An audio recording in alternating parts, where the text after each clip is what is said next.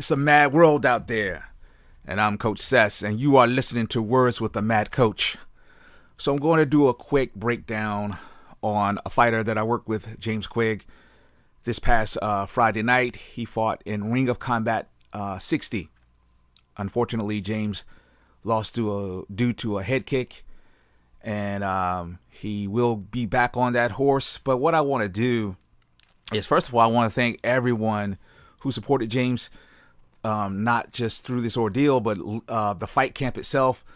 Everyone who, first of all, attended the event, everybody who tried to get it online, and everyone who will get it online after the fact. So I think I kind of realized that with the Ring of Combat, they sell the show after the fact, not doing a live stream. So I'm definitely going to pick it up when I can, just because I was interested in the level of competition. But I want to clear something up. I saw some comments, or some people made comments to me about James's skills, and one of the things was like maybe he was switching around too much and the guy timed him. Nope, that wasn't it. We did that on purpose. Okay, when you watch a guy 13, 14 fights in, and you see certain patterns, then you realize that there's certain things you can do to fix that pattern. And one of the things that we wanted to do was not give this guy a straight line to target. Another thing that I saw was when James got kicked, someone said circle off the cage. Circling off the cage was not the problem. James wasn't pinned up against the cage. He didn't need to circle out necessarily.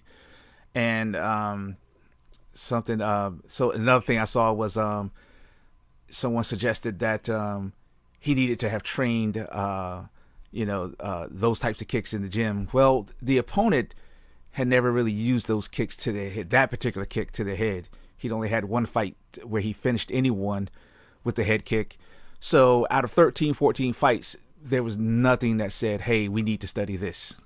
Okay, so here we're coming to the end of the round, and James is still doing well. He's moving, he's in and out, he's landing, and he's really shutting down his opponent's offense. Keshtov is really not being able to lock into James because of the constant movement, the in and out, the high and low. And now we're going to move toward the end where the kick shows up. So again, when Keshtov has done this kick in the past, he's traditionally done this kick to the body. And what you'll see here in this sequence is that he ends up catching James to the head because James ducks into the kick. Watch. Bam. Right there. So James ducks into the kick. Now, prior to that, James is doing everything correctly. He's doing the side-to-side movement. He's throwing the kicks. He's changing up stances from left to right. He's backing Keshtov up because we knew that's what would cause Keshtov to back up, is the switching. And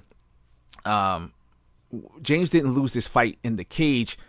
Where I failed him was he lost his fight in the gym. There it is again. And watch. See where his head is against the red line of the cage? And then you're going to see it drop right there. His head lowers.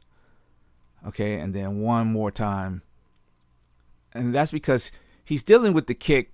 The technique that he's using is he's in the wrong range. So James is in kick range, so he should have defended the kick with a kick defense. But in this particular case, he used an offensive measure as if he was going to strike or take him down. Let's look at it again. This happens in the gym. Okay, so there's a difference between telling a fighter and training a fighter, and that's where I failed him. I didn't train this out of James. I brought it up to James, and right here what you're seeing is this is what we wanted to happen. The side-to-side movement, the in and out, the high-low. All right, and then we would get the takedown or to the clinch, one of the two. Let's look at it again, nice and slow. Side to side, high low. And so, the failure wasn't James. The failure was pretty much me. Is that I saw that he had the potential to do this in the gym where he may have walked into a kick. And I should have put some time into working with James on the situation rather than just having the expectation that him being such a good fighter and undefeated for the last 4 or 5 years, I shouldn't have put that expectation onto him that he would just be able to make this change without any additional follow through. So James Quigg, you're still my guy. You're still, Superman in my eyes. We made one little subtle mistake. There's, of all the things that we could prepare for, there's no way this needle in the haystack of a kick. You fought guys who've thrown kicks. You fought guys who've thrown this particular kick. You have teammates who kick. You have teammates who throw this particular kick.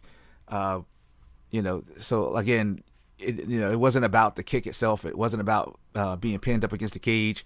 It wasn't about switching from left to right. This was a needle in a haystack. We could have never trained for this.